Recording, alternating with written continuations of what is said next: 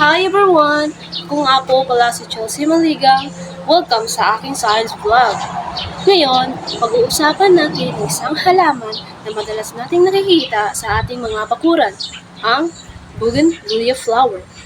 Ang scientific name ng bougainvillea flower ay Bougainvillea glabra, o mas kilalang tinatawag sa Pilipinas bilang bombel or bougainvillea flower.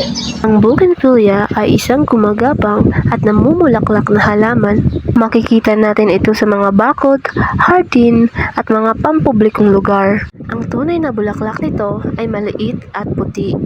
Pero napapalibutan ito na makukulay na dahon na tinatawag nila na bracts. At may iba't ibang kulay ito tulad ng red, yellow, white, purple at pink. Pero alam niyo ba, hindi lang ito pang dekorasyon. May mga benepisyo rin ito sa medisina at ekonomiya. Sa medisina, ginagamit ng ilan ang dahon ng bougainvillea bilang gamot sa ubo at sipon. May paniniwala ring nakakatulong ito sa pagpapababa ng lagnat at pagpapalakas ng resistensya. Sa ekonomiya, napakaganda nitong halaman para sa landscaping at urban beautification. At maraming nagninegosyo ng halaman ang kumikita sa pagbebenta ng bougainvillea. Isa rin ito sa mga halaman na hinahanap ng mga plantito at plantita. Ngayon naman, sagutin natin ang mahalagang tanong. Bakit mahalaga ang saribuhay ng Pilipinas? Simple lang, ang saribuhay o biodiversity ay buhay mismo ng ating bansa.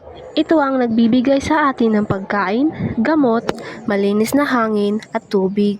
Kapag inaalagaan natin ang ating kapaligiran at mga halaman tulad ng bougainvillea, nakakatulong tayo sa pagpapanatili ng balanse sa kalikasan. Ang ating flora at fauna ay yaman ng ating bansa. Kapag nawala sila, parang nawala na rin tayo ng bahagi ng ating pagkakalanlan bilang Pilipino.